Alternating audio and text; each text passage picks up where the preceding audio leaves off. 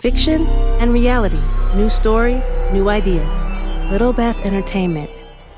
Welcome to episode 113 of The Rocketry Show. It's peak rocket flying season, and while I've been settling into a new job and Jim has been busy at his job and vacationing, Jesse's been out flying rockets like crazy. He joins me in studio this time around to give his reports on NSL 2021 and Ldrs. Get ready for some fun stories and interesting audio. The Rocketry Show starts right after this. The Rocketry Show would like to thank these listeners for their personal support of the podcast. Timothy Mock, Norman Perkel, Jeff Curtis, Phil Bridges, Marcelo Francasa, Roy Tyson, Rob Hoagie, R. Smith, Gary Dahl, Jay Pullman, Don Johnson, Pierre Marlou, Jeff Curtis, Philip Calvin, Jay Bryant, Casey Anderson, Mark Assenwine, Jim Wilson, Jimmy Burgess of Paradise Rocketry, Scott Masters, Jason O'Scally, George Rachor Jr., and Charlie Harnett. If you wish to show your support for The Rocketry Show, just visit us at support.TheRocketryShow.com. The Rocketry Show thanks RocketryForum.com for their support. This is CG, and I've been a member since 2010, and the Rocketry Forum is a global community of Rocketeers who openly discuss all aspects of hobby rocketry. If you have a question, just hop on and ask. There are hundreds of experts who can answer just about any rocketry question you have. Check them out today at RocketryForum.com. Ignition sequence start. 6, 5, 4, 3, 2, 1, 0. All engine running. Welcome to The Rocketry Show. All right, lift off and the clock is started. Yes, sir. Reading loud and clear. A podcast that is all about advanced and high-power rocketry. Amateur-built rockets, starting at mid-power to higher-power versions that can reach the edges of space. This program is hosted by the team who love the smell of burning ammonium perchlorate in the morning. Here are CG, Gene, and model rocket guy, Jesse Yu. Welcome to another edition of The Rocketry Show at TheRocketryShow.com. I'm CG. And I'm Jesse Yu, model rocket guy. Jim is on vacation, or as they say across the pond, on holiday. Jealous. And what is he doing? He's off on the east, some beach on the East Coast. Was it Hilton Head or something? One of those beaches over there. Enjoy, Jim. Yes, indeed. Anyway, we are here, and real quick, some of you who have historically listened to the show since the beginning are aware that this time of the year is when we used to take off between like the last week of, I don't know, say June or something would be like the last episode of the season, and then we come back in late September, October for season 2. And we haven't done that in a little bit. We've chosen instead to kind of like plow through in a way. So Right. the show episode postings just kind of slow down when you start getting into July and August, June, July, August. Summer. Kind of thing. The reason being, it's summertime. And it's the peak of the rocket flying season. So many of us are off trying to get some rocket launches in, as were you. And we're going to be talking about that in a second. Yes. Also, there's family vacations. And, it's just easier just to kind of, at the time stop. But what we decided to do to just kind of at least be in touch with you is that we just things just kind of slow down a little bit, but we're still here. Post shows on there. So we're still here. So that's what's going on. No biggie. No worries on your part. We've got a lot of things that were going on Patreon, doing special patron shows for our patrons. And a lot of them involve experimentation. So we're experimenting with video versions of the shows. Not all the shows will be video, but some of the key ones would be video. Like the next Model Rocket show, we'll have a video version of it for the patrons to see. Oh, fantastic. And we're doing little things that are just aimed at patrons too. Yeah. So we're having a lot of fun there. So if you're a patron of the show, you're enjoying that. And if not, you might want to think about popping in. It is our countdown to launch level and higher, or where those kind of programs are going to be available. Sounds good. I am still doing that myself. I love it. So anyhow, this is the second time we're doing this 10-minute, first 10 minutes of the show, by the way. I forgot to hit record, so we're doing this all over again. Anyhow, it's all good. Yeah, it's all good. But speaking of fun launching rockets, Jesse, you've been out and about launching a lot. Yes. We've been doing quite a bit. So pretty much the entire month of July, with the exception of the weekend before last, I have had a launch ever since the middle of June into pretty much the entire month of July and then this last weekend. So I only had one weekend of break. And you know, it's a blessing for us here in Colorado because we have so many launch sites. We get firebound on one, then we can usually look forward to an event or, you know, some redundant launch that's done somewhere else. And sometimes, you know, we get some feedback from some of the people in our Colorado groups, like, you guys should all, you know, try to work to make sure that those aren't all on the same weekend. But you know what? It's kind of a blessing. And the reason why is we kind of have to take what we can get, right? So if, you know, wherever we have the launches and once the prefects for all the clubs go and do the scheduling, I mean, they work with the FAA, they work with everybody to do the scheduling, the landowners, et cetera, et cetera. And, you know, they have to allot the weekends that they allot. So just the fact that we're even able to have redundant launches is amazing. And I was able to I think the only one you didn't have, the biggest one, during your break, I think that's when we did our Skinwalker Ranch episode. Yep, that's true. Yeah, that's right. But so the biggest one that I had attended, first of all, at the beginning of the season, the summertime, was NSL 2021.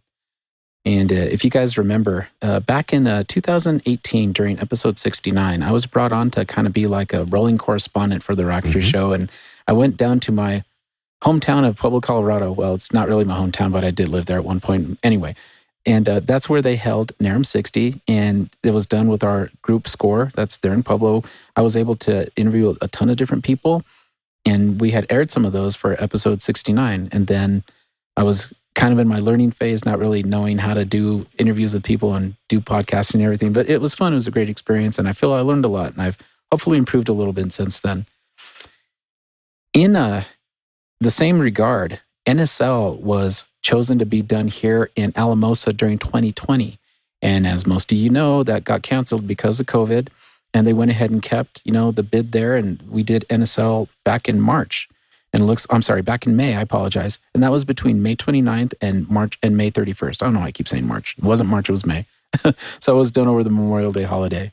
So NSL 2021 was hosted by the San Luis Valley Rocketeers here in Alamosa, Colorado, which is about 4.5 hours away from me. Matt Abbey was the event director for this, and I actually did an interview with him that hopefully we can, you know, talk about here in a minute. But a funny story about Matt is I actually met him at NARM 60 down in 2018, and we kind of met by doing a 4-inch goblin drag race. And it was me, him, and one of his students, and we wound up putting those rockets up. Me and his student Jack wound up catching up each other pretty quick, and then Matt was kind of trailing behind. But then he met our altitude, and then he wound up beating us back down to the ground. So he technically won that drag race, and that's how I got introduced to Matt Abbey. So that was fun.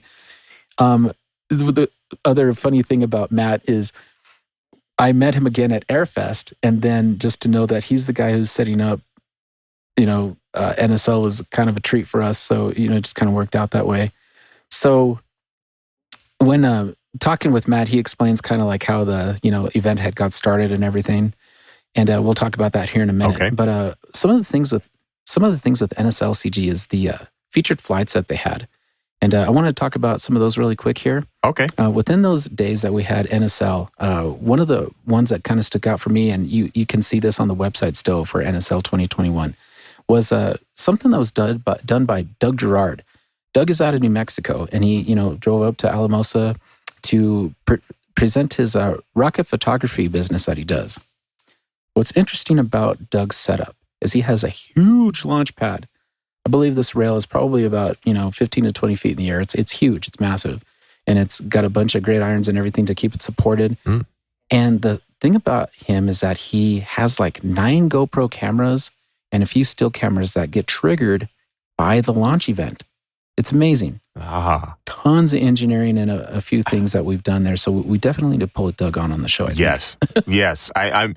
That sounds fascinating. I'm really curious about how that works. And some samples. Oh, yeah. So one of the things that Doug did that day also, or that weekend, was he put up a huge rocket called Final Cut. And this wasn't just a simple, 3-fin and a rocket nose cone. I'm sorry, 3-fin and a nose cone rocket. He was what it looks like it has 6 pod boosters that go up on motors as well. So he sends this thing up on this big N1000. So that's the middle motor, which would have been impressive enough, right? Uh-huh. No. These pods, each one of these pods has a K270 in it. So this dude's over here flying with 7 huge motors, and K's next to an N. It's not that huge, but I got to tell you, seeing those pods detach off that rocket, and the majority of them were retrieved successfully. They all come down on their own chutes. It was just a massive roar. So, wow, I can imagine. I can only imagine. Another funny thing about Doug's setup is he does his own special effects, and I hope not to ruin your surprise here, Doug, but I'm going to go ahead and talk to everybody about it. So his special effects, he's like, do you want to do this with special effects? He gets this big tray and he puts it underneath the launch pad filled with probably, I'm going to say maybe 4 or 5 gallons of dirt and rock. So this N1000 goes and blasts down into this dirt and just throws it everywhere, like making this huge like plume of dust along with its own smoke dust. And it just roars into the sky. It's so loud and it's just so amazing. So those are his special effects, which aren't really special. They're very practical. But the fact that he did that for people was pretty impressive. So now his rocket Final Cut. I wonder if that's a reference to Adobe Final Cut. Or does Adobe make Final Cut? Possibly. There's some editing software that's called Final Cut that's a lot of production houses Final use. Cut Pro. Yes. It sounds familiar. Yes. It's either for audio or video. It's video, yeah. Inside joke. Well, I mean, I guess it makes sense that he would, because that's definitely what he does. One of the other featured flights that happened during NSL was on that same launch pad by Mr. Jason Chamberlain, who I've talked to and interviewed, for NARAM back in 2018. And Jason just got promoted to be a Triple E TAP. So if you're in Colorado and you need a level 3 cert, you can submit your paperwork to Jason along with one of his fellow colleagues for Triple E, and they can cert you. And another cool thing about Jason is he did a secondary sign-off along with L3CC James Russell. He did a second sign-off for some guy named Jesse. That's one of the hosts of guy. The Rocketry Show. Yeah, that one dude. Nobody's heard of him. So Jason's been around and he's done some stuff. So Jason used some special effects as well from Doug's setup. He puts up this like 6-inch Ultimate Wildman that he just happened to name Mediocre Display of Power. Just mediocre display of power, just, on some CTI N2200 pink that flew up to like 14,000 feet or something like that. It's just a little bit of power. Yeah, just a little, just a mediocre. Just a little mediocre, yeah. So it's not like a Pantera's album Vulgar Display of Power, which obviously is where he's getting that name from. So, I mean, that's pretty good, kudos. But that went up on Doug's pad too. And so did some other flights. It looks like Sharon Hodges came up and spent some time with us at NSL, and she was able to put up 2 different rockets on that pad as well. So that pad got a lot of good use. And then we also had some other 1515 rail pads that, got some level 3 certs. One of my fellow colleagues from one of our Colorado groups, his name's Roland, he was able to fly his L3 cert on an M1419W, which is the same motor that I use for my L3 cert. So that was a big deal for me. And he also did a tribute for that flight to one of our members that had passed away recently. Earlier this year, his name was Steve Clapp. And we really miss Steve. He was the guy who actually administered my level 2. So that's kind of sad to hear. But, Roland was able to do a little tribute flight for him. And dude, I'm thinking that they were double digit in L1 flights for certifications. They were, just right under 10 flights for L2. And they did, a handful of level 3 flights. So NSL 2021 for the Colorado region was really huge. It was really great. We had tons of people coming in from all over the country. Jim Wilkerson from To Home Photography was up from the Pacific Northwest, along with Scott Binder and Frank Burke, who we will interview for the Model Rocket Show soon. Scott Binder, if you remember, we interviewed him a few episodes back. So that was nice that they came from the Pacific Northwest to come down and hang out with us. And, we had Matt Steele, the guys from Aerotech. There's so many people that are so well known. And then all the Rocketeers that came in from across the country for this event. It was fabulous. So, that is so cool. That is so cool. We'll be getting to a lot of your interviews after the break here. But But so what was it? So what was some of your most memorable moments from NSL? Yeah, let me talk about a couple of I didn't get to fly anything, and I didn't have anything ready because of summertime and all of my employees taking off work, I had to kind of help cover for them. And I didn't wind up spending a lot of time to get things ready. I was going to launch that 4-inch alien interceptor from Mach 1 during that event, and I didn't have it finished. I wasn't ready. And, if you guys aren't ready, don't go for it, because you want that stuff to be successful. So that's a little piece of advice. One thing, CG, is we were able to camp on site. So my wife and I took our new trailer down there. I was able to camp during the event for that duration. And, I was able to partake in volunteering. I did some certs myself for some L1 people, including my friend Allie. So congratulations, Allie, for getting your cert and picking me to do it. I'm honored, so I really appreciate that.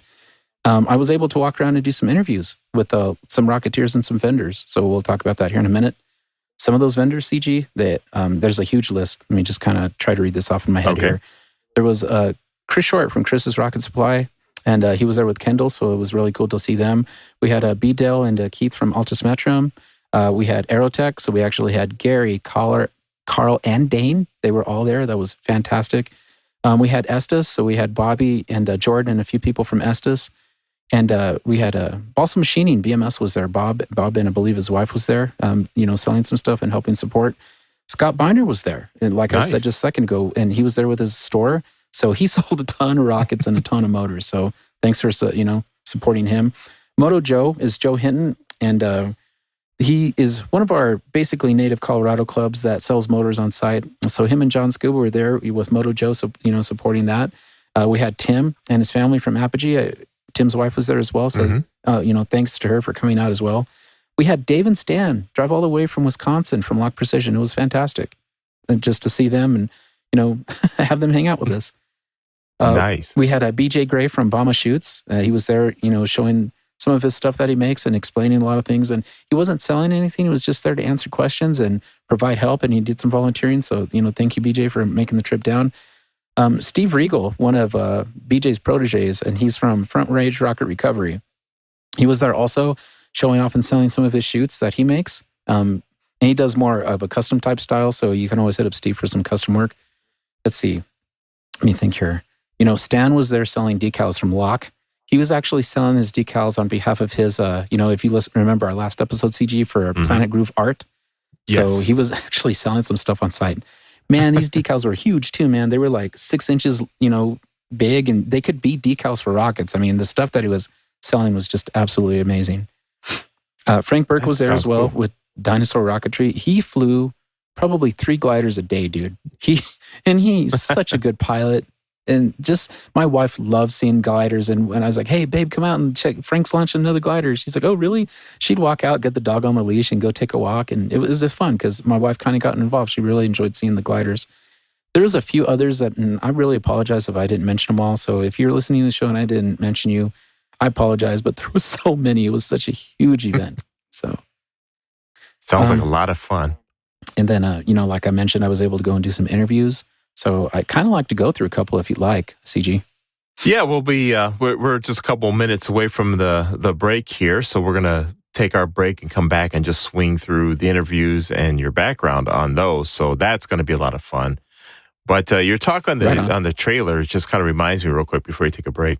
My dream here for the show. Here's my dream for the show is that there would be a Rocketry Show trailer that's set up for audio. And you just park out at an event. And then, you can sit inside, do interviews, and have the mics outside the thing, the recording stuff. And that's my dream setup for the show. Want to hit the lottery. We can have some logos made up. We'll get a toy hauler. That way we can set up the patio to do our on-site live recordings, and then we can just close the door and then take folks in to, do the recording there in the studio portion. So... And then we'll get one that's got a separate bedroom that's closed off so you can use it to sleep. Take a nap in there. Yeah. Exactly. Yeah. So, it's good stuff. That's the dream. Anyway, on that dreamy note, we're going to take a break here on The Rocketry Show. We're going to come back with interviews from NSL 2021 with Jesse. And you're listening to The Rocketry Show at TheRocketryShow.com. Stay close. Lock Precision Rocketry manufactures a full line of high-quality precision fit components to meet your building, repairing, and customizing needs. Lock Precision believes in making rocket kits as light as possible while maintaining the strength required to fly with commercially available motors. Lock Precision offers a wide range of rocket kits from the 1-inch diameter Lock 1 series to high-power rockets reaching 7.6 inches in diameter. When you visit LockPrecision.com, be sure to check out their Performance Series kits featuring such designs as the Black Brand 10, the Caliper ISP, and the 3.1-inch diameter Iris rocket. All of Lock Precision's performance kits comes with everything you need, including pre-slotted airframes, high-grade precision-cut plywood fins and components, as well as ripstop nylon parachutes, rugged shock cords, polypropylene nose cone, and instructions. The name Lock Precision has been synonymous with mid and high-power rocketry for over 30 years. Check out LockPrecision.com to find out why. LockPrecision.com. Fly higher. Fly Lock. It's time for eRockets. eRockets.biz is your home for unique model rocket kits as well as the world's largest selection of rocket parts from Simrock. In business since 2009, eRockets.biz has a wide selection of your favorite kits as well as their own versions of popular out-of-production models many of you have come to enjoy over the years. And Jesse, what did you find? Jim and CG, I'm kind of excited. I've been taking a look around eRockets.biz, just kind of spending some time on my PC this time instead of my phone, because you'll get more information if you're using your PC. And then I started looking at ASP rockets. I forgot that they have a D-Region Tomahawk kit that's 29 millimeter. I'm really, really stoked for this rocket because it's like almost 2 inches in diameter, 42 inches long, just under a pound, 24-inch chute. One, at a 474 scale, it's really cool. And I like the fact that it could be used as a sport flyer. When you take a look at the estimated altitudes for the recommended motors, they have some with a G78 that will push this thing up to 1,900 feet. I think that's terrific, and I'm really excited. I think I'm going to pull the trigger and get myself an ASP D-Region Tomahawk.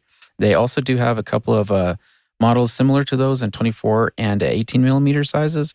So you can go the entire, I even see one here for 13 millimeters. So you can go the entire spectrum of, low power to mid power motors for these rockets. I mean, I'm really stoked. I don't know why I got so excited and I didn't think of doing this sooner. But yeah, ASP, D-Region Tomahawk. Go check those out at eRockets.biz. All right. There are also plenty of other rocketry items to choose from, such as educational rocket kits and supplies, air rockets, water rockets, and so much more. eRockets.biz certainly has enough kits and supplies to keep you busy in your workshop for a long time to come. If you need parts for your own custom builds, that's not a problem either. eRockets.biz also supplies the Simrock line of airframes, nose cones, centering rings, motor mounts, and so much more. eRockets has more rocket parts available than anyone else on Earth. You can bet that one. Check out eRockets today to learn more. eRockets.biz. If rocketry scares you, buy a train set. Going up in 5, 4, 3, 2, 1, liftoff.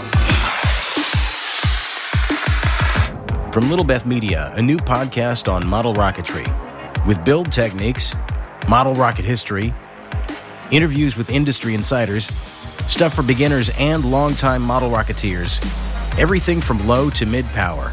The Model Rocket Show with me, the Rocket Noob, at TheRocketryShow.com or anywhere you download podcasts. The Rocketry Show would like to thank these listeners for their personal support of the podcast. Todd West, Jonah Cheney, Matt Tudor, Joseph Petro, Les Rayburn, Steven Spencer, Bill Cook, Jason Cook, Gary Rosenfield, Greg Ziegler, Toby Vanderbeek, Ken Blade, Eric Hamilton, John Beans, Scott Holla, Guy Wadsworth, Phil P., Tom Rum, Stephen Ray, Amanda Hull, Steve Sainer, Mark, and RailButtons.com, along with Todd West. If you wish to show your support for The Rocketry Show, just visit us at support.TheRocketryShow.com.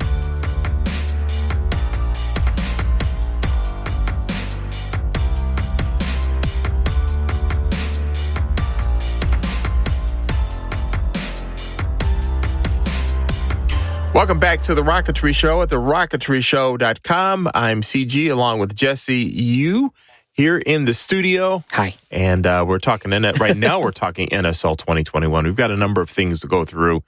We'll be talking about NSL, Ldrs, and we've got a lot of listener feedback to go through. So it's going to be a pretty fun show here. Tons and tons of topics. I miss Jim. Yes.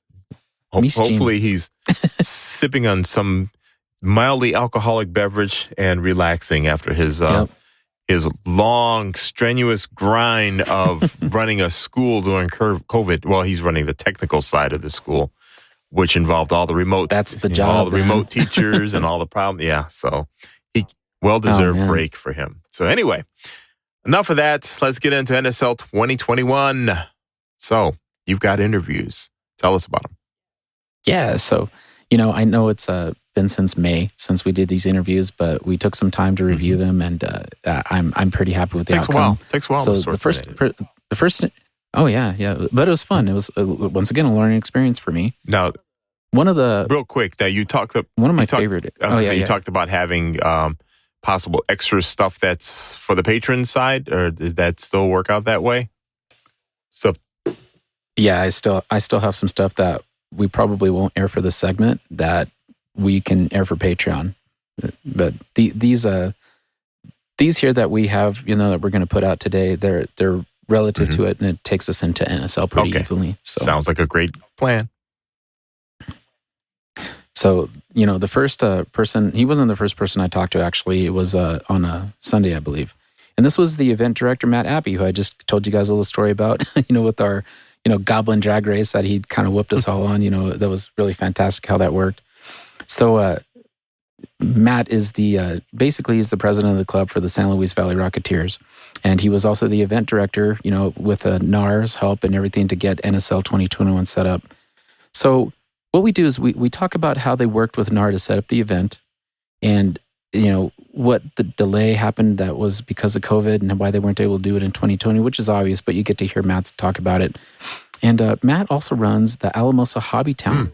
Okay. So the town where it was locally, he runs the hobby town there. So, he's got a good background in hobbies, and Rocketry is one of his favorites. And that's great because, he was able to help set that up.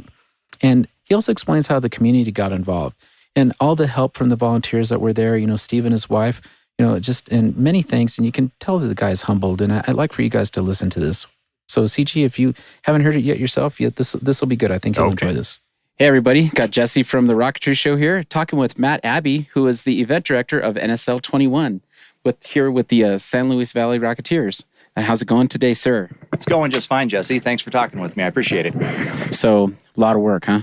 Oh, geez, tons of work. It's, once you get to these events and things start running, it's smooth and everybody's happy. And, the Rocketry community, I'm into a bunch of hobbies, RC cars, model trains, rockets.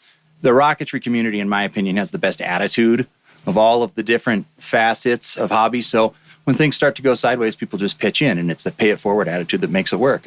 But you're right, tons of work, probably 400 hours of prep before. Before we even get to the field, and 3 days of setup, and even then, some teething issues when we first get going. Yeah, tons of work. Teething issues, that's a good way to put it, actually. So you're no stranger to hobbies. Can you tell everybody what you do? Oh, sure. So I'm a model railroader and a Rocketeer. My wife and I, our family, own and operate Big Valley Hobby Town in downtown Alamosa. So we sell the rockets and fly the rockets and fix the rockets and teach the kids how to build their rockets and that kind of thing. Mm-hmm. So one thing that I think a lot of Rocketeers would be nice to hear is that you carry more than just Estes. They're at Hobbytown. Well, we love Estes. They're great partners. They're Coloradans. We're totally on board with Estes.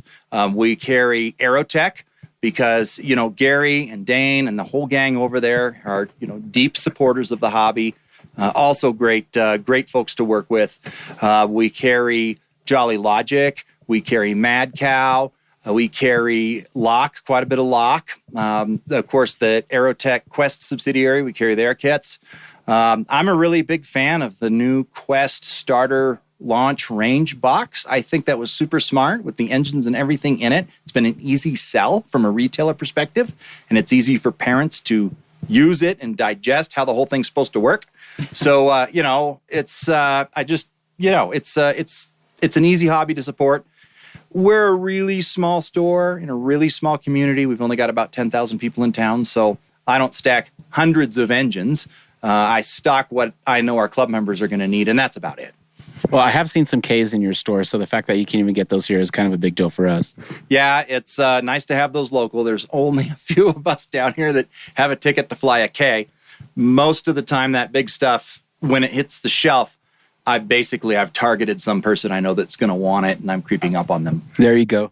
So here at NSL, can you talk a little bit about, I mean, obviously we just said that there's a ton of work on it, but, what goes into even getting, NAR to look at you as a place to do this? You just got to ask.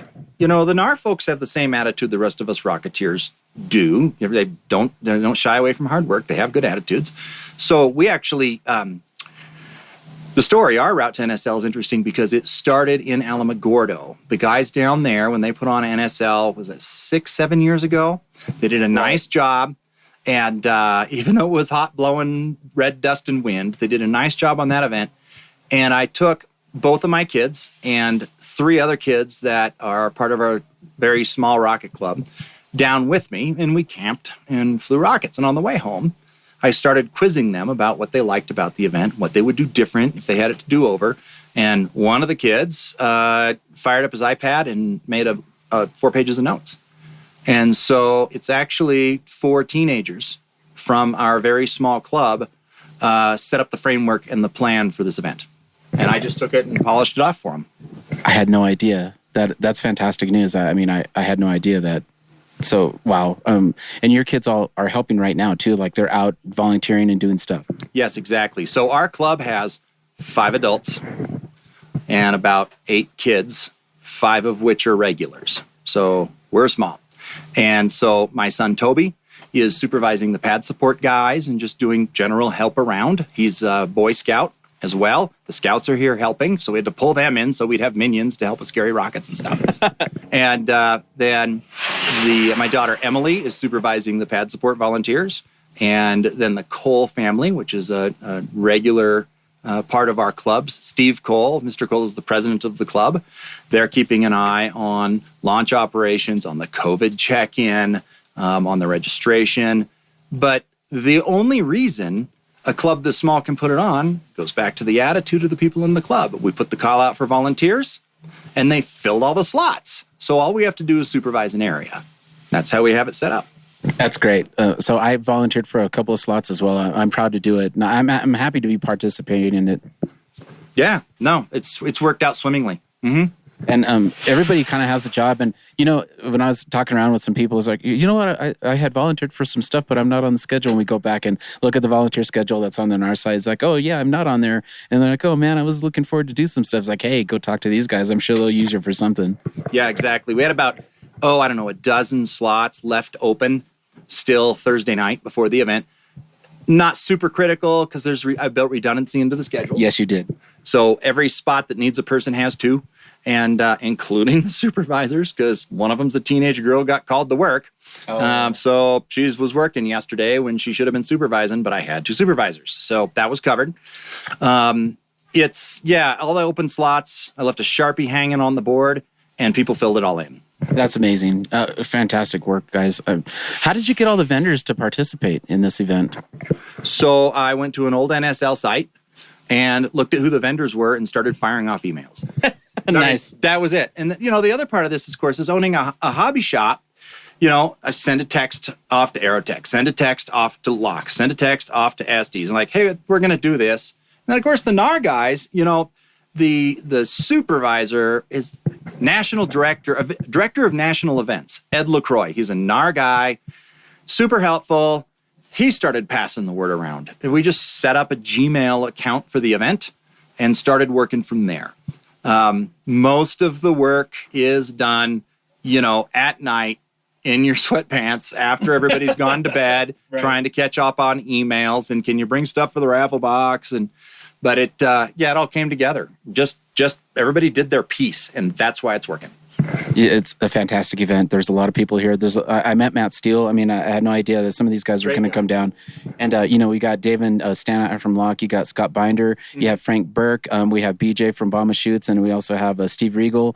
You keep going down the list. We got Chris from Chris's Rocket Supply here. Who am I missing? Balsa Machining is out here. Bob is here. Yep, exactly. Apogee's out here. Tim, right? Tim and family. Right. Yeah, he brought his wife. Yeah, and kids as usual. Yeah, but here's a good example. Yesterday we were struggling with pad assignment. Okay. Tib and Ashley went down to launch control and took a knee and started sorting cards and got the flow working. Oh my gosh. Just did it.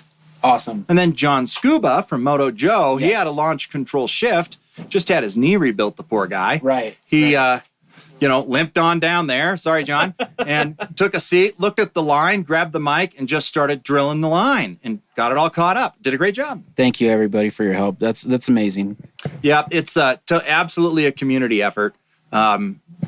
Absolutely a community effort. The underlying landowner letting us use the property, Southway Construction, even the FAA guys. I mean, when I got a hold of them back in January, I said, we're going to do NSL. Can I have my normal 12,000-foot waiver? They said, yeah, send us the paperwork. I emailed them back, the office over in Renton.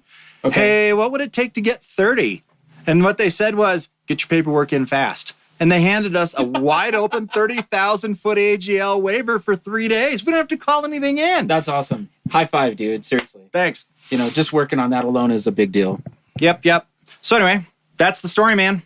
Dude, thank you so much for the effort and the time that you put in for this. I mean, I could sit here and be cliche and just praise all you guys and everything. But I mean, looking around and seeing all the stuff that you did, hearing the woes, hearing the heartache, but hearing the positive aspects and everything after the fact is very inspiring. And I'm glad to know you, Matt. And, I'm glad you're part of our local Colorado community. Thank you for everything that you've done for this. And thank you to your team, Steve, and everyone else. My pleasure, Jesse. Almost any time, just not next year. Right, for sure. Okay, so I guess the next event is Airfest? I think it's Airfest. I don't know if I'm going. I think I'll be rocketed out for a few days, and then there'll be the resulting hangover. Oh, for sure. Oh, yeah, and, last night we had an event over at Colorado Farm Brewery. That's an amazing spot, isn't it? I had a lot of fun. I don't drink very often, but, I had a brown ale, and boy, I tell you, they rocked it. That's the nation's only estate brewery, where everything from the water to the yeast strain, the hops, the barley, the rye, everything in the beer has never been off the property until you drank it and went home and went to the bathroom. So, I mean, that's what that is. And the Cody family are multi-generation farmers down here. They own and operate Colorado Malting Company, so they distribute to basically all of your favorite microbrewers from here. And then they run the brewery itself. So last night you were drinking the beer.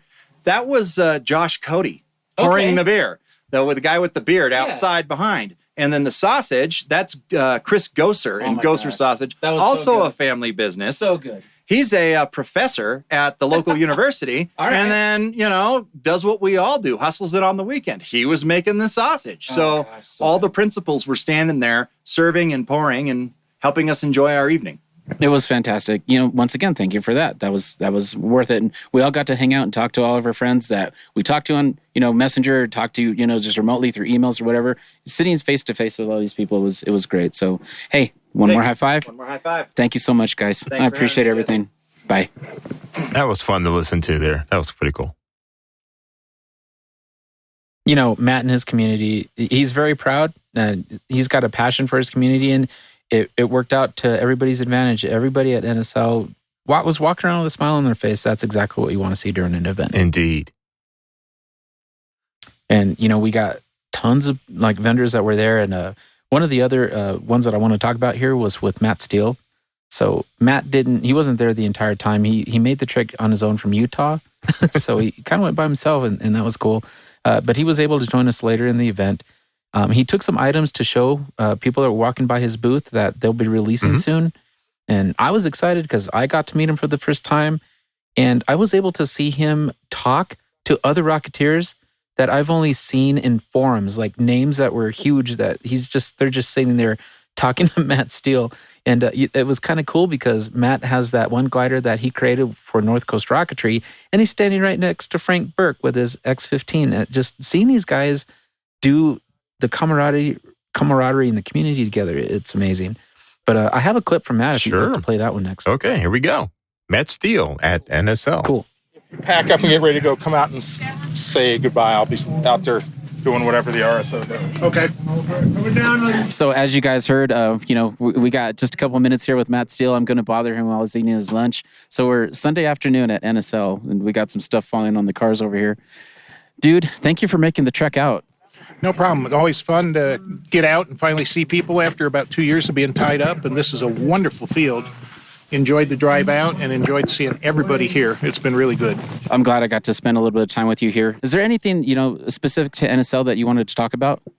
Well, I will tell you what I've been amazed is the reach of the Rocketry show and all the people that heard the previous one who have come up to tell me that, particularly here at the National Sport Launch, and the number of folks. I'm really impressed by the reach and the breadth and the depth that the listenership that you have, and so that part's been a lot of fun. Thank you. And a lot of people were really up to date on what I was doing because of that.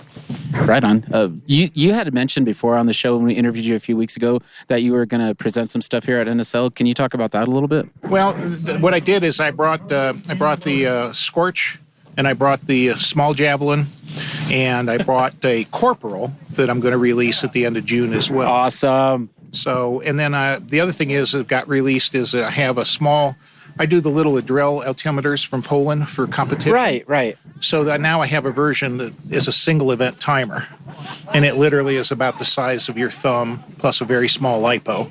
Okay. And we're getting ready to release that here at the National Sport Launch. I'm going to offer those for sale shortly. So that's pretty exciting, and that's more for the NER and FAI competition crowd.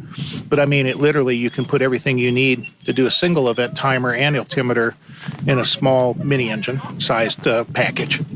Fantastic. So, did you ride out here with yourself? Who else came with you? Or did you get some assistance driving at least? No, I just came out by myself, but I knew the drive was going to be beautiful when they announced this was going to be the location, and so I just took it easy and took the beautiful way back, and I'll take a little bit different path going home and enjoy the beautiful Colorado and Utah scenery. This is amazing. Taking a look around the field, you almost have a 360 view of the mountains, so this is definitely the valley. This is definitely a spectacular place to fly, and Matt did a great job of getting everything organized here and set up. Yes, he did. Community involvement and everything like that. And I told him, I said, I can't wait to come back. And those people who didn't come, you should regret it. Right. So I'll let you get back to your lunch here. And I just have one more quick question before I let you do that. Is there some advice that you want to give to, somebody that's just starting out in rocketry and then potentially even going for like a high power certification? The big thing is if you can, find somebody even online now, and because we can do things on Zoom and video and Skype and stuff like that. Okay. It doesn't even have to be local, but get somebody to help talk things through. Find somebody, and most everybody is really helpful if you're asking questions. And so, the whole thing, to have fun, it's all got to be successful. And everybody is willing to help you be successful. So as you're starting out, and if you don't understand anything, use a resource because they're out there. And you'll have a lot more fun in the end because you'll be successful. Fantastic. Matt, thank you for spending a little bit of time talking to me again. It's nice to meet you finally, put a name with the face. And, if there's anything that you need, you can, go to your what's your website URL again? www.northcoastrocketry.com. And I just got to say it, I'm big fan of you guys in the show, and I really enjoy talking to you. Thank you so much, man. Hey, if anybody has any questions or anything, Matt is pretty accessible. Feel free to go to the website, send him an email. Any type of questions you might have, Matt's always available to answer. Thanks. Yeah, like I say, even if it's old North Coast stuff, if it's current stuff, questions, that's the easiest way to get me is through the website. Awesome. Hey, thanks a lot, man. Let me shake your hand and enjoy your lunch. And we'll be chatting with you soon. Thanks, guys. You bet. Bye-bye. All right. Matt Steele. Hanging out with Matt Steele totally had a sandwich in his face. He's got man. like 5,000 things going on at once. Always. Only time you're able to talk to him is when he's got food in front of him. And that's what it was on on the last episode too. He was having dinner. It was like the only time he was standing still long enough to talk to. He's a busy guy. He's a really busy guy. Not only does he run his country, he seems like he's running the country. That not only does. Oh, dude, I would totally like Matt for president. Not only is he running his own company, but he's also a real rocket scientist doing real rocket science stuff with real rockets. So and he's traveling all the rocket everywhere time. for his job and for the hobby. Yep. So he's got a lot of things going on at once. Busy guy. So that was fun. Yeah, thank you, Matt, for all you do. So another busy guy that we just recently talked to, and I want to go ahead and see if you can air this one.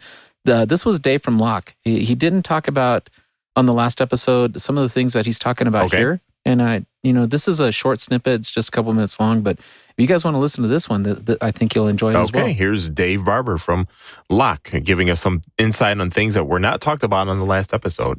Hey, everybody. Jesse once again from The Rocketry Show. I got a special person again that I'm talking to. I got Mr. Dave Barber from Locke. We're just going to say hi for a second. Hey, did you like your drive down? Yeah, it was absolutely gorgeous in. It was a great drive. Tell me about this valley. What do you think about the 360 view?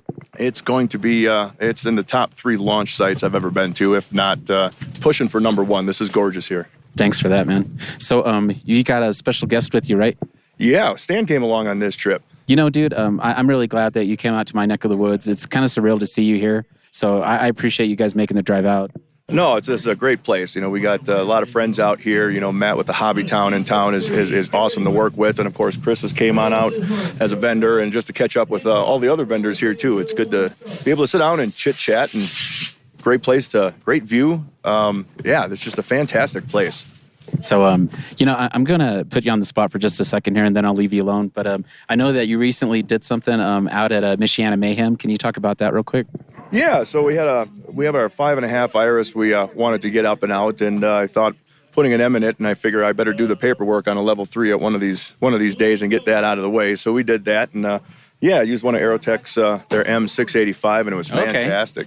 Okay. Mach 1.2 and 9,300 feet, I think. So, wow. That's awesome. So I'm actually getting to see that. So if you guys ever go to the Locke website and take a look at the 5.5 inch Iris, I'm looking at that right in front of me, and it's a beautiful rocket. So good work on that, dude. I do love the color of the fins. Thank you very much. I know Dave pretty well, and we've been talking back and forth a little bit here, but for all intents and purposes, thanks a lot for being a supporter of the Rocketry Show. And if you guys ever need to get a hold of Dave, all you have to do is email info@lockprecision.com, and him and Jay and Stan and those guys will answer your questions and get you set up. All right, man. Thanks for having us. Thanks. Appreciate it. Appreciate it. All righty. There you go. Dave Barber, Locke Precision. So he just recently got his level 3, and he didn't talk about it on the last episode, but I thought it was something that was cool to mention because he did it on a long burn motor, and he did it on that 5.5 inch Iris that they put out. I built the first one, but his is obviously better looking and more popular. So, kudos, Dave. It was magical to see that in person. And, and we got to see Stan too. There you go. The last day of the event was walking around and seeing, not who I could talk to, but trying to make sure that anybody I could talk to, if anybody, was the guys from Aerotech. Okay. So I was able to talk to Dane and Gary, and I was able to talk to Carl, who we see Carl in the forums, and we see pictures of the guy, but we never get to talk to him. So I was able to, sit down and talk with him and Gary and Dane. Gary and Dane gave some insight to some of the new items and a quick update on Aerotech that I think you guys might like to hear. And then one of the cool things is they talk about their spectrum of motors from A to O. Oh, wow. So it was a good conversation. So, if you want to listen to that one, that'd be cool. Here we go. Hey, everybody. Jesse again with The Rocketry Show. I got some special guests once again here at NSL 2021 on Sunday afternoon. Looks like things are winding down. Got a chance to speak to all our heroes here at Aerotech and RCS. I got Gary Rosenfield, I got Dane, I got Carl. Hi, Jesse. Hi, Jesse. Hello, Jesse. How you doing? Hey, guys. Thanks for talking to us. So you guys made it all the way out here to NSL 2021, right? So got a lot of cool things that had happened. It looks like Chris Short put up something new. Can you guys talk about that? Oh, we have a few new motors that we're showing here. Our new 24 millimeter Q jets. And we have a V6-4 and 6 that we're showing. And so far, all the flights have been really good. And we're quite happy with the results. Right on. What did Chris launch yesterday, too? That was a big one, right? Yeah, that was the L1940. That was just recently AAA certified.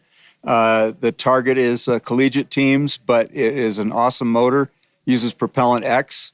It's got the highest total impulse of any 3-grain 75 millimeter motor, and also the highest propellant specific impulse. It's clocking in at over 242 seconds, which if you're familiar with propellant performance numbers, that's a pretty high number. That's right up there with space shuttle propellant. Okay.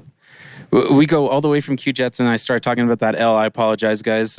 Obviously, one of the new ones that you guys had was the 05280, am I right? We've had reports of a couple at least flown. It's, the season because of last year and COVID and all that, I think all the launching was foreshortened or truncated. I don't know what word to use. Right. But, now everybody's starting to wind up, and we know that a bunch of them have been sold, and we're looking forward to hearing and seeing the flights that are going to take place this year, hopefully. Carl, let me get back to you for a second. Those Q-Jets, you said, tell me about the Bs. Are those also a 24 millimeter?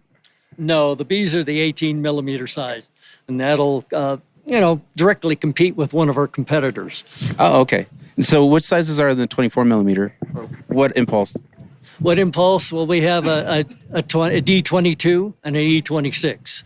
And, I might add that a lot of people don't realize working with these smaller motors, it's been quite a long process. And it was 4 years before we really actually got the first composite 18 millimeter motors out, in the A, B, and C range. And even up to last week, we were still working out some of the glitches with the 24 millimeter. So, a lot of people just think this might be easy, but there's a lot of work involved in it.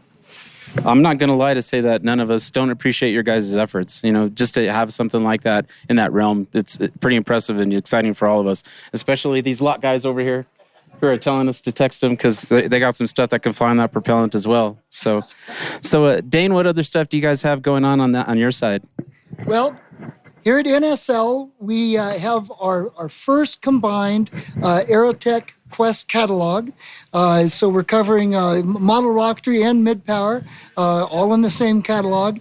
And of course, we now, in the last 2 years or so, we have everything from A to O in composite propellant, which is a landmark for model rocketry. But fantastic. There's even one more. Not only are we A to O, but for the first time in hobby rocket history, in the lower category, the A through D, we're actually the A through the entire mid-power through G, you have choices in propellant formulation. And that's never occurred before with the smaller 18 millimeter motors. So you can do composites and 18s, starting with an A, but you even have choices of propellant. And this is just the beginning for the future. I'm floored.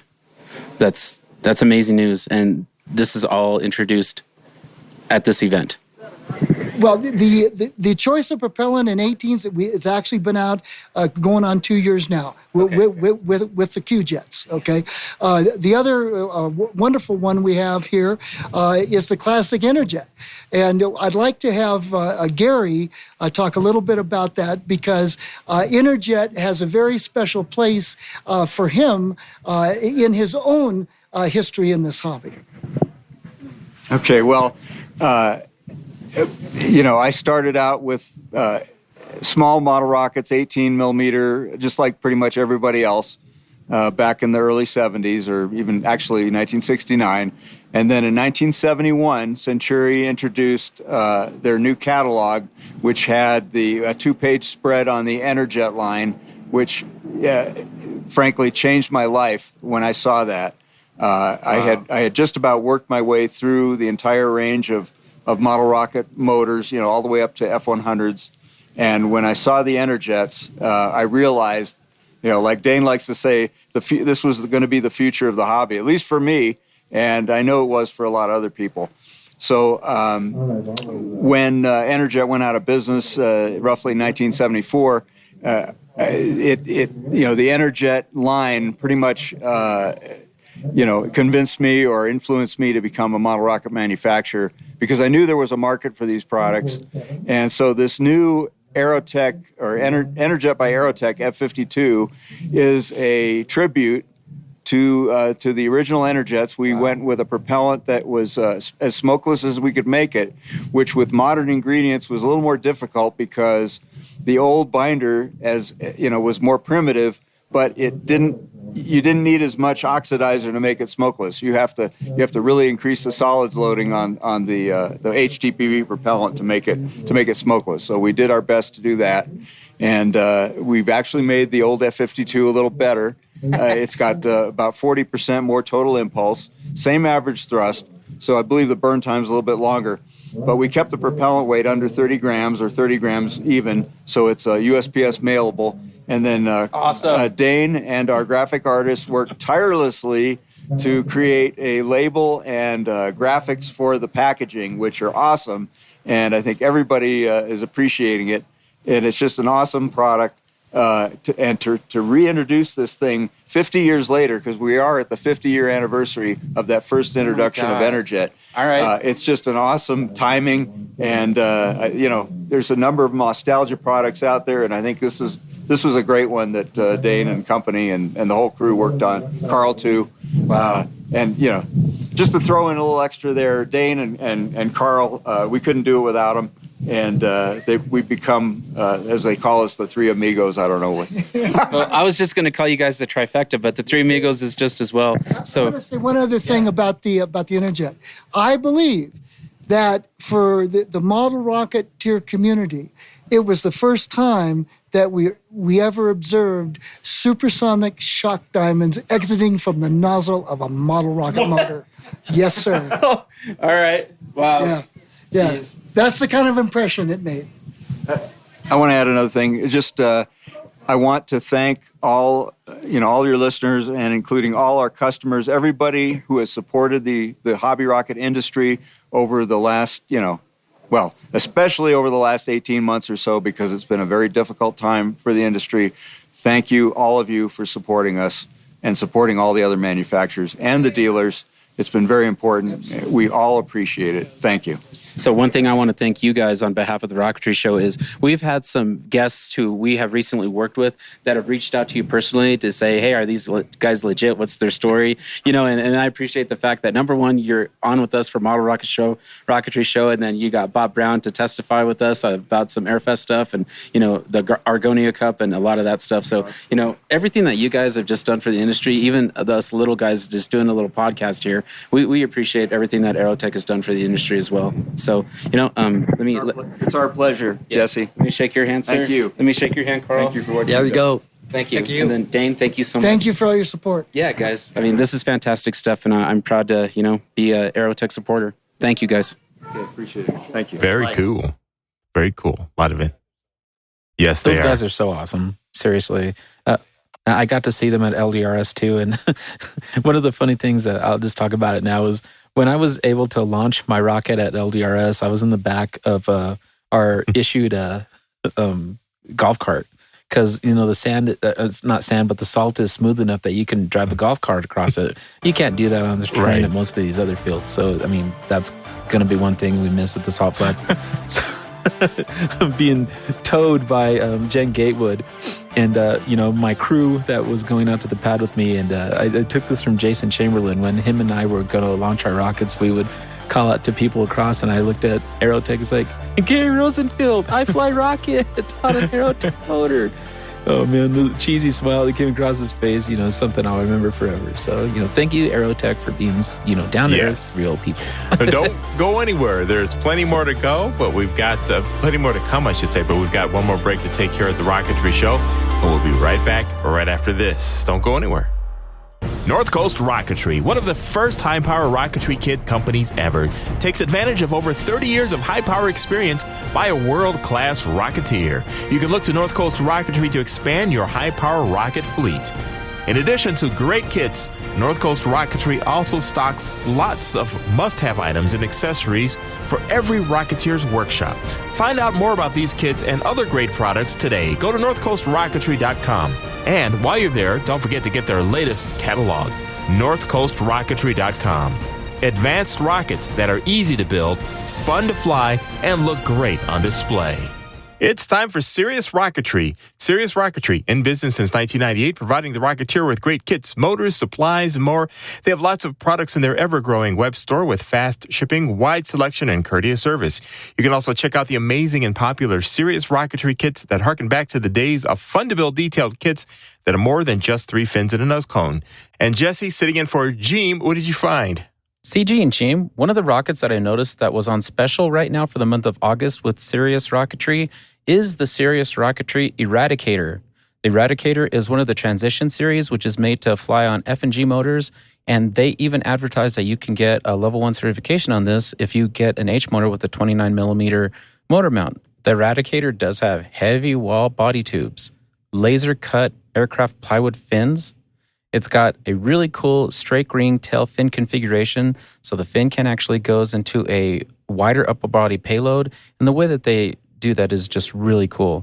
This does come with full decals, detailed instruction sheet. It does come with a ripstop nylon parachute from Top Flight. And it comes with a Kevlar if you're looking for some good stuff for your recovery harness. This particular rocket is on sale right now for $79.95 during the month of August at SeriousRocketry.biz. Check it out. All right, thanks for that one there. Serious Rocketry's website features real-time stock tracking. So when you make that order, you'll know in confidence whether it's really in stock. You don't have to call or write to find that out. Just find it out right there on the website. And when you're ready to fly, Serious Rocketry has motors and hardware in stock from Estes through Aerotech High Power, as well as popular electronics from Jolly Logic and more. Be sure to ask them about their club specials as well. Visit their websites today at SIRIUSRocketry.biz and .com. Serious Rocketry for the serious Rocketeer. Hey, all you rocket geeks out there. Do you like doing in-flight videos of your flights? And you ever use those keychain cams and unfortunately sometimes only get videos of your thumb? Hey, this is Gene from The Rocketry Show, and that used to happen to me. I used to use those old keychain cams only to get nothing very good quality. But I found a solution to that, and it's Insane Rockets. It's an app that's available on the Google Play Store for Nexus 5X and higher. Now get this, it does 4K video. But not only that, it'll upload it automatically to the cloud and provide you real-time telemetry while tracking your rocket through Google Earth. It is amazing. Available on the Google Play Store, Insane Rockets app. It's crazy. No, wait. It's insane. The Rocketry Show would like to thank these listeners for their personal support of the podcast. JohnRocket.com, Jason Rodney, Conway Stevens, Kyle Lemko, Paul Olivieri, Sam Feinberg, John Sicker, Sean Falkingham, Brian Schenkenberger, E. Hudnell, John Thompson, Mark McBride, Doug Wade, C. McCauley, Carl Hunting, the Piedmont Student Launch Team, Chris Irving, David Simmons, SBR Rocketry, John Kusher, Kelsey Black, Trucker Jim, Brian Reniger, and Jerry Krause. If you wish to show your support for The Rocketry Show, just visit us at support.TheRocketryShow.com.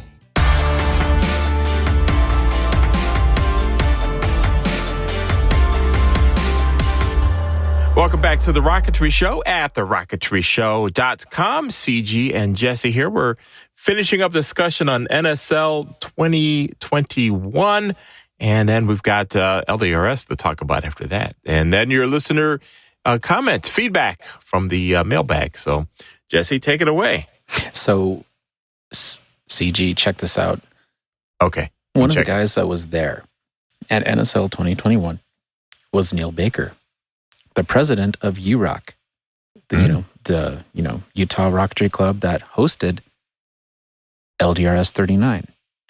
So leading into LDS 39, which I just got back from, and I'm still kind of recovering from the sun, I was able to talk to Neil at NSL. So some of the things that Neil talks about here was how UROC and the state of the Salt Flats hosting the last LDRS, and unfortunately, I hate to say it, but that's going to be probably one of the last times that UROC flies on the Salt. And he talks about LDRS and the preparation for the event, and just being the fact that he was able to go do all that work and have such a you know what, I'm not going to spoil it. Let's listen to what Neil has to say, and then we'll talk about LDRS. All right, here's Neil Baker. Neil Baker, who is going to be hosting LDRS this year. Got some things that we want to talk about that. You want to kick that off there, Neil? Sure, thanks, Jesse. Telling you a little bit about LDRS 39. We were scheduled to have LDRS 39 last year during COVID, so it was rescheduled to this year. I don't know how many of you are familiar with Hellfire, which we've held out there on the Salt for the last 25 years, with the exception of 1 year when we had LDRS 17 out there. It's on the Bonneville Salt Flats. It's probably one of the most unique places you can fly a rocket, quite honestly. It's beautiful. There's some good and there's some bad to it, but it's definitely something I would recommend everybody attend once and give it a shot. So this is going to be kind of I don't know how to really explain this, but this is going to be kind of a last opportunity as far as we understand, right? It is. It's kind of sad. We have had a good working relationship with the FAA for the last really 27 years out there.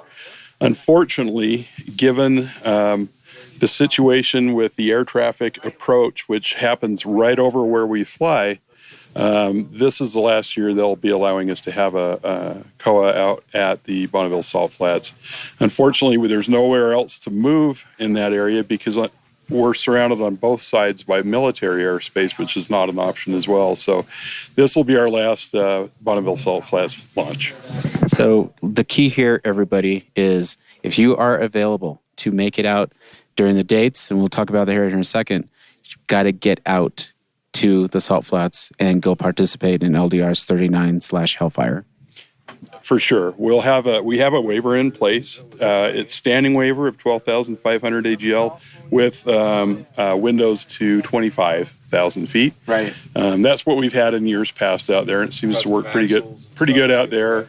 We expect the salt to be extremely dry this year. So it's, the people that have been out there before and had some salt on their vehicles and things, we don't anticipate that happening. The launch will start on July 29th and go through August 1st. That's basically a Thursday through a Sunday. And we'll try to be starting up pretty early. In fact, we're going to try the schedule to be starting as early as 7 a.m. and ending around 3 each day to kind of avoid the really hot and windy times of the day out there. Gotcha. So there are some survival tips to being out on the Salt Flats too. Can you elaborate on those a little? Sure. If you've ever taken a look at what's out there in the salt, it is literally that. It's a bed of salt, and of course, salt crystals are prismatic. So all the light that hits it bounces back up. So I generally don't recommend loose fitting shorts or anything like that. You'll get sunburns in places you've never had it before. I recommend sunscreen at high levels, and I recommend cool, loose fitting clothing, hats, and lots and lots of water the whole time. So there's not anywhere that has water there, so you definitely have to get that carried in, right? I would bring it. We will have food vendors out there. They'll have drinks. Okay. We're expecting actually 4 to 6 vendors out there at this point. So we'll have an ice cream vendor out there too. So there's plenty of ways to get food. And honestly, there's a gas station that's about 5 miles away from the launch site. Oh, okay. Fantastic. So that's good news for everybody. But one of the things that I wanted to elaborate here is if you have the ability to, get the time off work and get some summer launching in, that's some definitely everybody's got to try to do. So Neil, thank you so much. What can you tell me about the club hosting the event? Yeah, it's the Utah Rocket Club. We've been around for just about 30 years. I've been involved with it for a long time.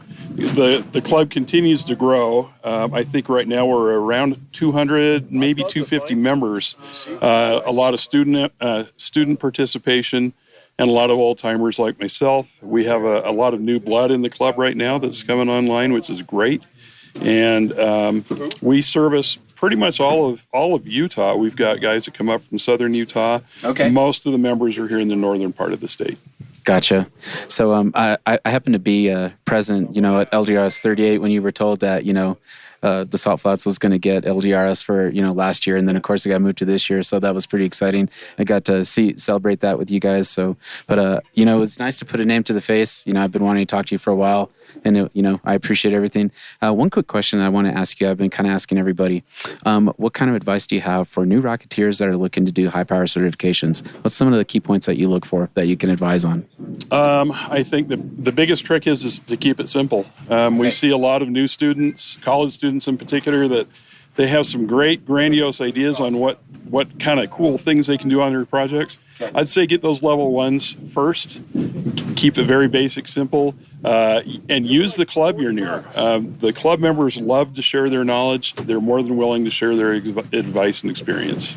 That's great. I appreciate that. So you don't recommend to do a 2-inch rocket made of cardboard on an H550? I don't know why not. I've So- seen crazier things. Right. So yeah, do whatever you got to do. But if you guys need to reach out to Neil, if you have any questions as far as that goes, what's the best way for listeners to get a hold of you? You can go to the LDRS website, which is ldrs39.org. Okay. Or the UROC website, which is uroc.org. Okay. Or you can also reach out to me on Facebook or email, neilbaker1 actually neil.baker@uroc.org as well. Fantastic. Hey man, let me shake your hand. I appreciate meeting you. I appreciate chatting with you. And let's get out and go fly with you for one last time. We'd love to have you. Sounds good, man. Thanks everybody. Cool. LDRS is long gone and everything. But it is. But we left a lot in there because interspersed in all that information, he talked about a lot of the challenges that you have being out in the salt flats like that, sunburn in places you've never thought you can get sun, things like that. So we just kind of left it in there, but memories for those of you who are out there and things to keep in mind if any of us ever end up flying at some salt flat somewhere in the future. There's a lot of terrain that's very similar, I guess. You got the terrain at Balls, and then wherever they had, where far as where Jim has been before, and where they had the hot nozzle summer event, which we'll have to get some people to talk about that because I think that was pretty interesting shindig. Yes. At LDRS, we did see some people wearing the hot nozzle summer blue and flame shirts that were there, so it was kind of cool. Took a picture with a couple of those guys. But hey, CG, I wanted to talk about just off topic here, just to kind of take a break before I start going into like my little summary of LDRS. Mm-hmm. I got a game for people to play. Uh-oh, what's that? Okay, so I don't really drink, so you can think of it as a drinking game if you want to, or you can just do a count for yourself. But one of the things that I've kind of done is I went back on my last episode with Locke, and I lost track of how many times I say so it's kind of funny because you guys can make that a game for yourselves. Like, count how many times Jesse says during his discussions on the Rocketry show. I don't know. To me, that was funny.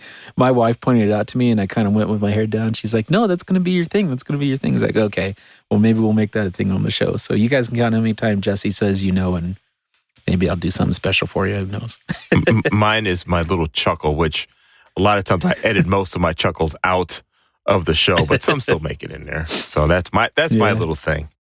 Well, I didn't do any interviews with anybody at LDRS because I was super busy myself doing some certification flights and helping some people. I actually went out to LDRS with George Tuma, who I keep talking about on the show. He's my old boss, and he got back into rocketry but actually it was beginning of last year. And he's already been up to level 2, and he did some pretty impressive flights there on the Salt. And he actually helped me get that alien interceptor up, which I'll talk about in a little bit. But, if you have some time, I want to do a little summary here of LDRS and talk about some key points. So the 4 days of launches was held, just like Neil was saying in that post-interview, pre-interview, July 29th through August 1st. We were able to fly all 4 days, Saturday being the best day. It was hot, but it was also calm. There was hardly any wind, man. I think it averaged about 6 miles an hour. It was a fantastic day to fly. I was so busy prepping, I wasn't able to get anything up myself. But the salt flats looked like snow, and it looked like snow that was kind of dried. But when you'd step on it, it wasn't snow, it was salt.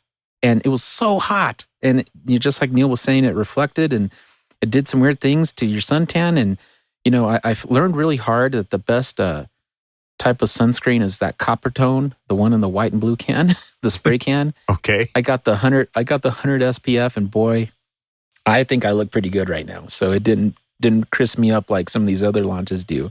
So get that copper tone stuff, We probably shouldn't name it by name, but man, that stuff worked really well. So had the copper tone, the undercarriage areas that normally don't see sun. I wore jeans. I wore jeans and hiking shoes. So yeah. There you go. The event was still held at the Bonneville Salt Flats, which is known as a good racing gateway. They do a lot of speedland records there. Speed Week is actually getting set up now. So towards the end of the event, we, wound up having to just kind of watch that things don't get crushed by some of the trucks that were going out there to grade everything. So the event was held during the typical time that Hellfire for the UROC Club was held at the Salt Flats. So it was kind of interesting because on the T-shirts, I had noticed people walking around that a T-shirt that said Ldrs. So I thought it was a witty name to combine the two, you know? Yes. So the T-shirts were so popular, they sold out of every size. So like even the small and little extra smalls that people don't buy, they were out. So, you know, good job, You-Rock, for that. Nice. You know, I have to give a lot of kudos to the registration help and all the volunteers because it ran so smooth. It was a really, really impressive LDRS. There's lots of good feedback on the forums for that, even just in the last couple of days. And I got to say, I was, you know, really happy being there. The shift changes were every couple of hours, and there was always somebody, you know, to help out. It turned out to be really awesome. One of the cool things, guys, about LDRS, specifically this one, was the amount of vendors that were there. It was off the wall, CG. There was no way that you could go to this event and not spend money. So I gave you the list of all the vendors that were at NSL. Just let me go down this list of the people that were here at LDRS. On-site vendors, they included Aerotech. So we had Carl, Dane, and Gary there. Scott Binder with SBR Fusion Rocket was there. He was selling some stuff, selling some motors. Daz Rocket, they were there. SMT Designs with Steve Thatcher. Hopefully we can pull him onto the show soon. I want to talk to Steve. I've been talking to him about coming on the show because he's got a lot of cool new things to talk about since the last time he's been on. One of the cool things, too, was that Tripoli had their own store there, and they had tons of T-shirts, hats, lapels, just anything that you would probably want to take to a launch. Even the net guard hats and books, they had a couple of releases that were there. So Tripoli had their own store, so that was really cool. And then there was 2 different photographers there. There was Photos by Nadine and then Jim Wilkerson from Tahoma Photography. So they will be posting pictures of the, you know, shots that they got, and you should be able to go to their, you know, specific websites to order photos of your launches. See, and then you remember from our last episode, you can upload those on the Lock website and have those guys print you a poster, put that on a frame, and then, just like Dave was saying, celebrate your levels, you know, level 1 through level 3, or just whatever, you know, just a regular flight, because so many cool flights. Altus Metrum was there. They were just kind of chilling there, hanging out, answering questions from people that would walk by. We got to see Matt again from North Coast Rocketry. I don't think he set up a booth or anything, but he was walking around talking to people too. That was really cool. I got to see him at the banquet. And, Matt, I hope that you get your arm fixed soon. He had a little issue with his arm there, so he was walking around with a brace, but, you know, he should be good. You know, Buddy and Kai from Rocketman were there, selling shoots and answering questions. It was very helpful to have them there. Dinosaur Rocketry with Frank Burke, and the guy put up some gliders on the salt. So that was nice. Also impressive and fun to see. Bob from BMS was there selling some stuff and answering some questions. It was really helpful. And then the 2 main vendors had huge layouts, big old spreads of kits, motors, anything that you could possibly imagine. I had Chris's Rocket Supply and AMW Motorworks out there. So Gloria and Robert were out there. I love it when both of them are at an event. You know, I know, right? Watch your money just fly away with cool stuff when they're both there. But it's so cool when they're both at the same event. Yeah, it is. And, you know, they work hand in hand. So, you know, kudos to you guys. And just so you know, Gloria and Robert had some 4-inch diameter AMW White Wolf rockets that were for sale. I might have picked up a couple. Maybe. So, you might. Yeah, just a couple. Couple followed you home. Yeah, one of the things that Neil had mentioned in that interview I did with him was the food vendors. Dude, they had the best deli truck with some of the best, biggest sandwiches that I ever ate. I couldn't even eat my full sandwich. And it was well priced, and it was really nice to have food there. And they had drinks and they had French fries. Man, they were so good. And then there was a taco truck, so I was able to go and get some street tacos. They were $2 a piece, man, and I couldn't even eat 4 of them.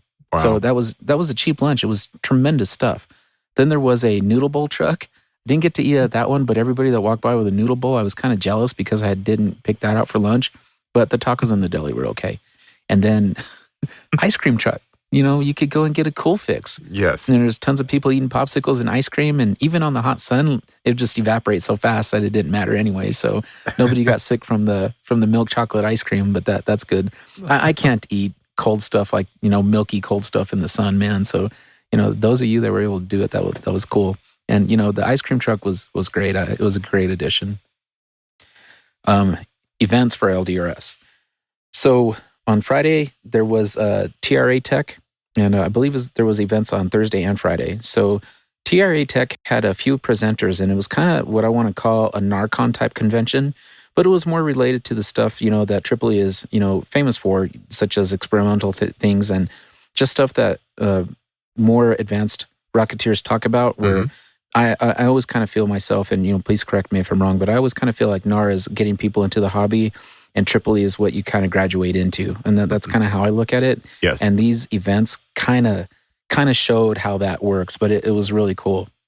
A couple of the presenters, we had Pat Arliss talk on energy requirements for orbital insertion. There you go. His presentation was unreal, and he talked in a sense that you understood everything he was going over. And some of that stuff was way above my head. And I was just kind of listening from the doorway, and, they kept pulling me away. Said, Jesse, come with me. I'm like, no, dude, I'll be right here for a second, So I got to hear a little bit of that. Terry McCreary for basic propellant info.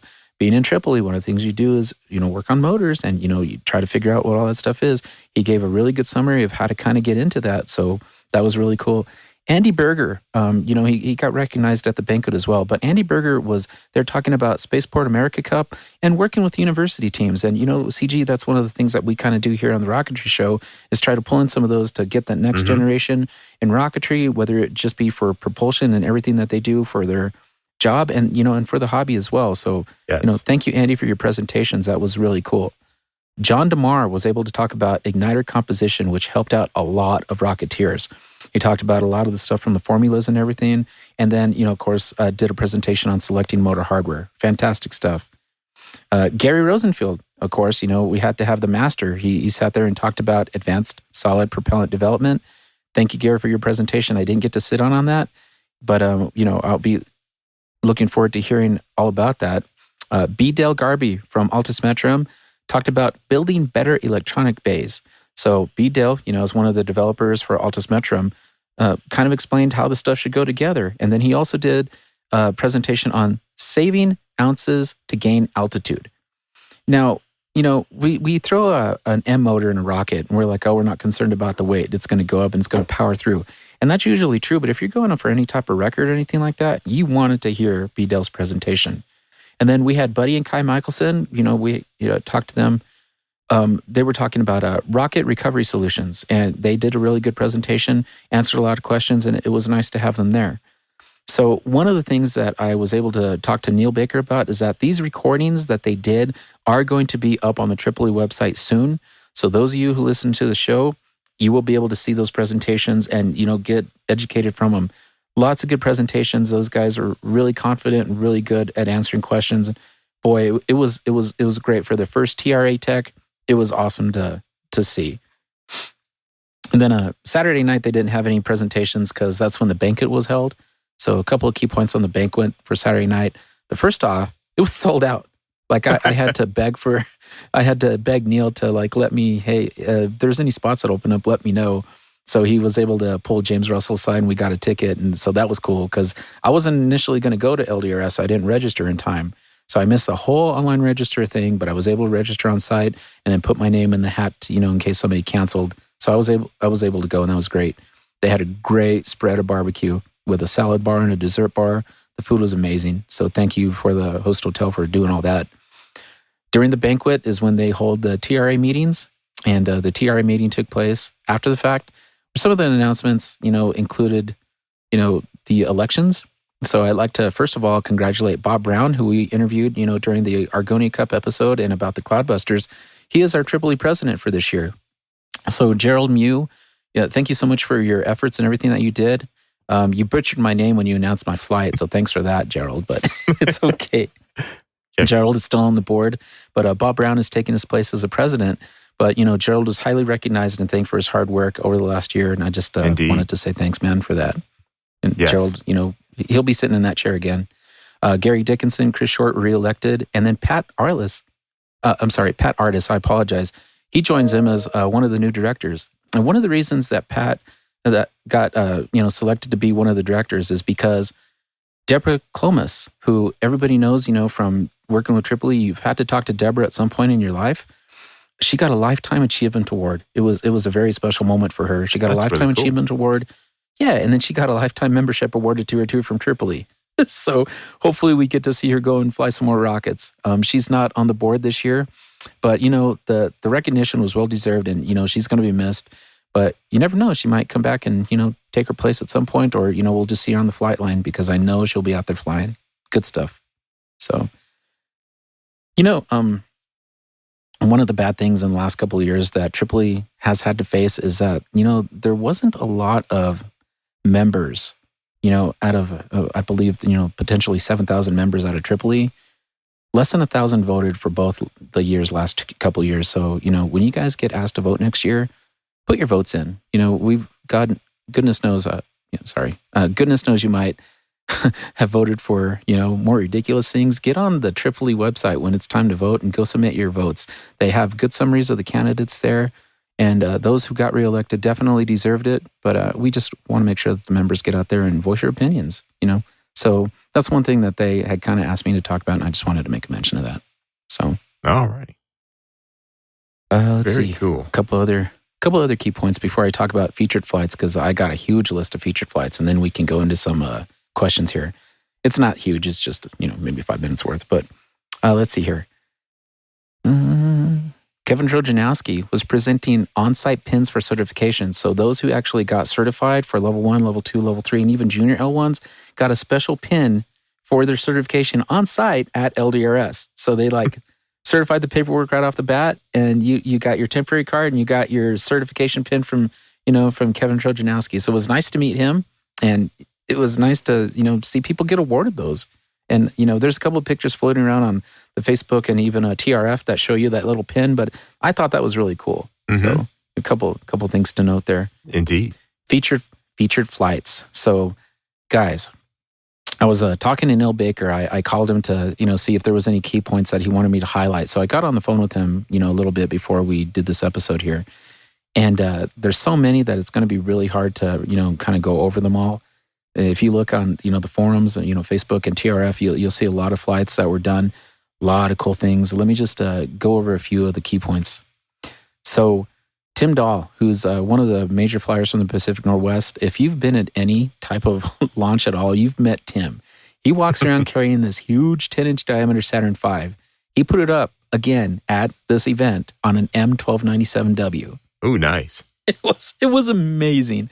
4 big parachutes coming down. They weren't NASA-style type chutes, but they were huge and they were orange and they were beautiful. And just seeing that rocket just kind of spin into the air and then just kind of come back down, glorious. And he's going to launch that thing again. You'll see Tim flying that stuff every time.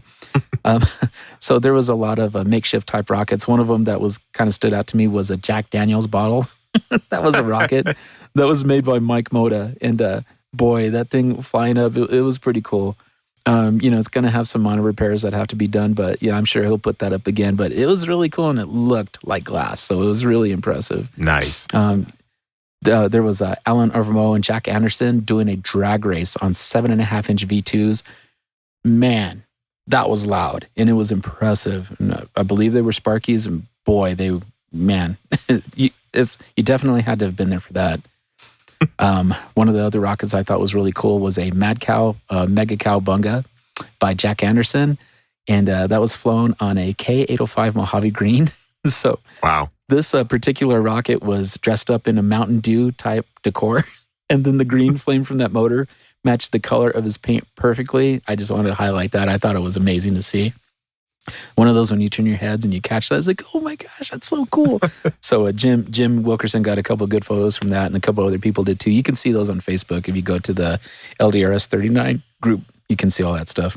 Mm-hmm. So another one of the things history, right? So many of our Rocketeers that fly with Tripoli, they knew who Eric Gates was. And Eric Gates was part of Gates Brothers Rocketry. And Eric's not with us anymore. And, there's a history of that a lot of our Rocketeer friends will know about. But his trailer was there. And his trailer has a huge rocket painted on the side of it. It's really, really cool to see. So I believe his family was there and a couple of the family friends. And they wound up flying the rocket that's famous for, the Gates brothers called Porthos. Man, that thing. Central N2000. Wow. And then I believe it was 6 K550s surrounding it. in the tube, all done on a cluster. Amazing flight. Huge parachute. That parachute is probably like a 20-foot chute. It was amazing. But to see them, that was probably one of the biggest flights that they had at this event. Way in the center, far away pad, but boy, you could see it as if though you were standing close to an Estes 15-foot away launch. It was really impressive. Now, there's something interesting about that with the nose weights. So the nose weight that I thought was kind of cool. See, that rocket was pretty stable because it was really long, right? But they had to put bowling balls in nose weight for one of their other rockets, which was an upscale Sumo, like you see from Aerotech. That rocket was pristine, dude. It looked amazing. And that thing went up, and because it's technically a short, stubby rocket, I don't know what motor was on that thing, but, seeing that thing go up was amazing. And I just heard the story that they had to add 2 12-pound bowling balls for the nose weight. So they're over there showing people how that thing is set up, and you're like, that looks so simple. But, dude, that ain't simple. 12-pound bowling balls is nose weight in a rocket that huge. But there's pictures on Facebook and on the Rocketry forum as well that you guys can check out if you search for LDRS and then just look for Gates Brothers Rocketry. But, I mean, really, really cool featured flights. So, I was talking to Neil, like I said, before this. There was double-digit certifications for level 1. So I believe they had up to 20 different L1 certifications, a handful of level 2s, just over 10, 5 or 6 L3 flights. Now, that doesn't sound like a lot, guys. But a couple of interesting facts that Neil was talking to me about. So they had approximately, just right over 300 registered flyers, right? They had just under 1,000 total flights during this 4-day event. That's an amazing number. So the handful of, certifications that they didn't outweigh the amount of flyers that they had, but just kick off 1, 2, 3, and then 1, 2, 3, and then just going down those pads. It is really cool. Neil did say that, he's glad that it's over, but he'll be around to attend more events, and then, of course, he's still the president of UROC, so he's got to work with the club, and I'm sure, he'll be, you'll be seeing that guy around. He did say he's not probably going to be at Airfest this year, but, we'll catch Neil on the flip side. He is one of the board of directors for Tripoli, so you will be seeing a lot from Neil. One more thing for LDRS, I got to talk about my Colorado people because, I'm proud of the results that we had from that. The guy I drove down with, George Tuma, like I said, he's my old boss, and, we've become pretty good friends. I was able to set up, a little camp there with him. So a couple of things that he did, a 4-inch scratch build diameter of fiberglass AGM pike. So the people who actually make the MGI pike, they don't have those in stock. So he scratch built one. He put it up on an Aerotech L1420 red, cross-loaded in the CTI 4-grain case, because CTI and Aerotech on some of those 75 millimeter motors has the ability to do cross loads. He put that up to 13,227 feet. That's fairly impressive because that's a heavy rocket. He then actually did this first, but he launches a Wildman 3, minimum diameter Wildman rocket, right? Puts that up on a CTI L935 IMAX. This thing went to 15,372 feet. George is a level 2 flyer and was able to successfully put that up, dual deploy, the whole works. Very, very proud for him and happy for that. Wow. You always hear me talk about my buddy Jason Chamberlain. So that guy, this isn't really crazy, but the crazy part is he has a 5.5-inch Lock Goblin. That's a cardboard rocket. A short, stubby cardboard rocket. He launches it on an M1350 white from Aerotech. Wow. That thing was the size of the entire booster. It was amazing. So he had to do a head-in deploy, but that flight was amazing, and you'll see that on there too. My buddy David, he launched he wound up launching his first dual deploy flight and then a second on his carbon fiber wrapped EZI 65 from Lock. So he extended the payload a little bit, put a nice chute in there. The chute was really pretty. It came down with the rocket. I would have thought that the rocket would kind of get weird in the hot sun, being laminated and stuff. Mm-hmm. Man, I got to tell you, he did that up right. And falling on the salt, didn't scratch it up or anything. It still looks as good right now as it did when he first brought it out there. So it's pretty awesome. All right. Very cool. So what I was able to do is I was able to get my Mach 1 Alien Interceptor 4-inch diameter rocket up. That's a 10 foot 8 inches of rocket. I was able to get that up on an M1297W, like I had talked to you guys about a couple of episodes ago. I have a personal record for myself, guys. I did 12,004 feet, and I was able to break Mach. I was, Mach 1.1. So I put a couple of pictures of that on my Facebook page that you guys can check out. But I'm pretty proud of that. Got a couple of videos on there. Jim Wilkerson took some photos for me, so hopefully I can get those from his website when he puts those out in the next week or so, and I can share that with you all. And it was just a great event. I will go as far as to say, at all the events that I've been to, LDRS 39 is probably my favorite so far. Nice. And I'm proud to have been there. The next LDRS is going to be held in Brothers, Oregon. So with our friends up in the Pacific Northwest, if you guys are able to go next year, stay tuned to the LDRS websites for those announcements. But LDRS is something you definitely have to go to at some point. Coast to coast, Midwest, just wherever it might be. CGE, you guys have been to a few, right? So yeah, on the East Coast, yeah. Yeah, it's good stuff, man. But or I should say east of the Mississippi. Right. Good stuff, guys. Yeah, very great report there, Jesse.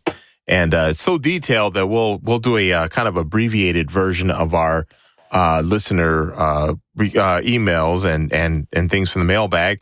And then we'll get on out of here. But we'll share the rest of them and whatever new ones come in on the next show for sure. And so I'm going to take the first one. And Jesse, you see the agenda there, and you can wrap up for the next one there.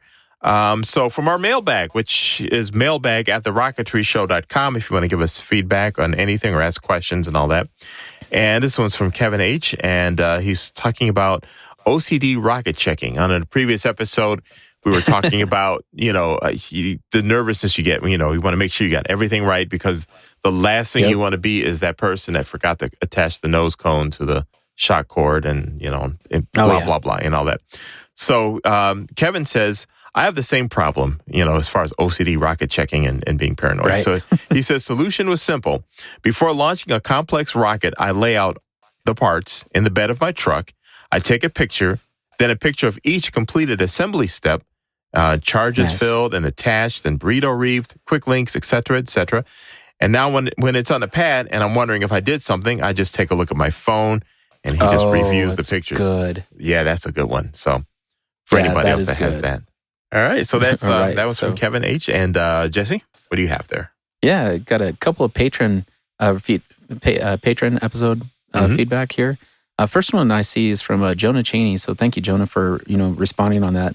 So, for those of you who don't know, on Patreon, we've been doing some videos, just a little short video that we did. So Jonah was feedback responses. Great video. It's been awesome to see all of you in your workshops and some of the rockets you guys have talked about on the podcast.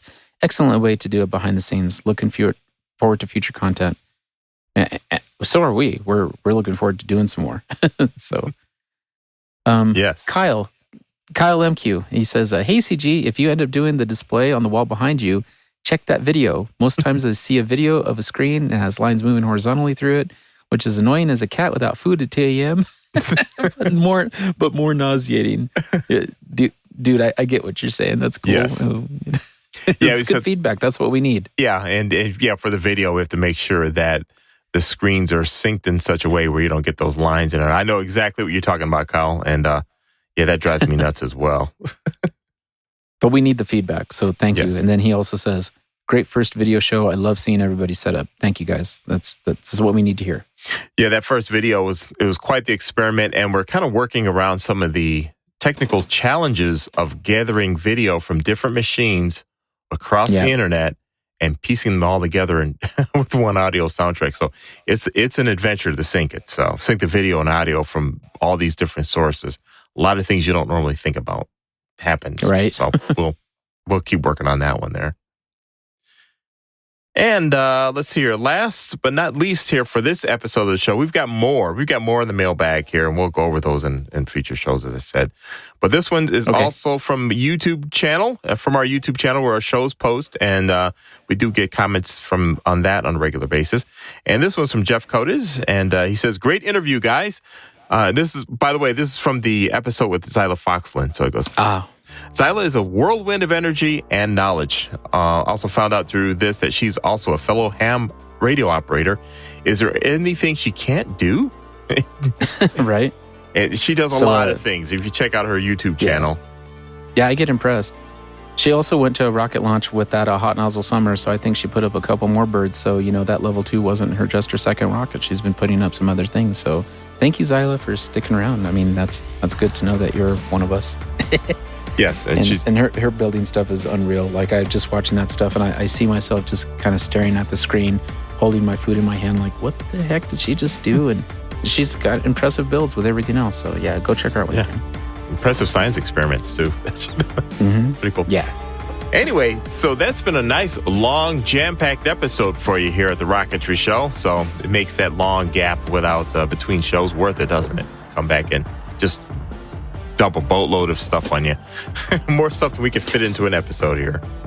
So one thing, I do have some other interviews that we did from NSL. Yes. There's a couple of interviews from from B. Del Garby, BJ Gray. I was talking to, actually, I'm looking here. I got a handful of people. So I'll try to work those out, and then we'll see if we can do those for Patreon-only episodes. And, yeah, that'll be cool. I talked to Frank Burke again, even though we just did his interview that hopefully will be coming out on the Model Rocket Show here in the next couple of weeks or so. So keep your eyes posted for that. But yeah, we'll give you guys some more content, some more things to listen to. Right. Join Patreon, guys. It's cool. It's worth it. I'm still a contributor, and, you know, I love seeing the content, and it's stuff that, you know, we put out to help everybody. So excellent. That's all I got to say about that. Definitely do that. We're working on making it worth your while to keep supporting the show. Anyhow, so since Jeem isn't here to talk about it, on that note of everything we just said, keep your eyes in the skies. There you go. And find your airspace. Yes, and stay safe. Have a comment? We'd love to hear it. Send them to mailbag@TheRocketryShow.com. If you enjoyed what you heard, don't forget to check out our sister show, TheModelRocketShow.com. The Model Rocket Show is hosted by the Rocket Noob and is all about low to mid-power rocketry. TheModelRocketShow.com with Daniel, the Rocket Noob. Check it out today. The views and opinions expressed on these programs are those of the participants and do not necessarily reflect those of Little Beth Entertainment or its sponsors.